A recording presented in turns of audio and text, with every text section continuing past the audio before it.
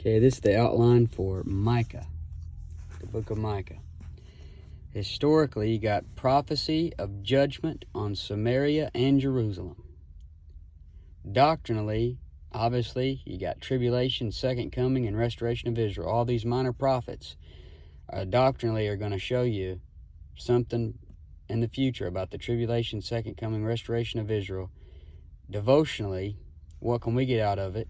God seeks and saves sinners, even though we are dead in trespasses and sins. And Micah is pre-exilic, meaning before the captivity. And you can see that by looking at Micah 4:10. But it's got 7 chapters, 105 verses, and 3,153 words. Chapter 1, God's coming judgment and doom of Samaria.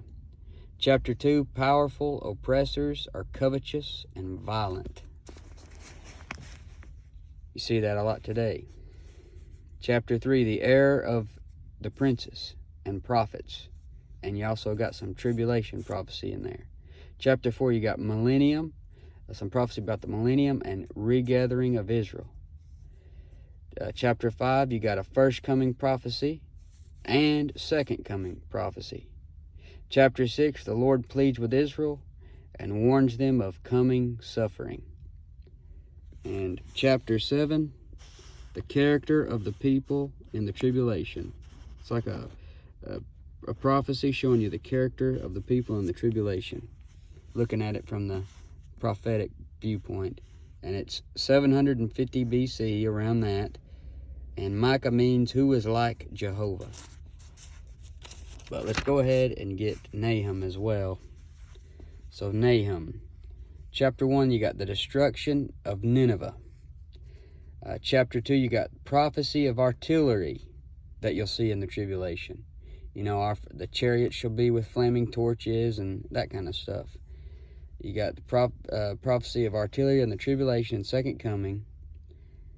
And you've got chapter 3, avenging action of God is justified. So it's justified why he's coming down in wrath on the people in this earth.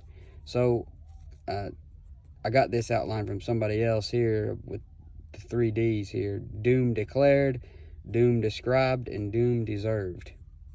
So that's a good little outline for the book.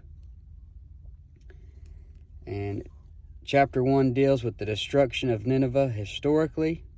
Doctrinally, it's the second coming. And it's a great chapter, one of my favorite chapters in the Bible. It's a pre-exile book written to Judah. So it's before they go into captivity under Babylon. And it's a follow-up to the book of Jonah.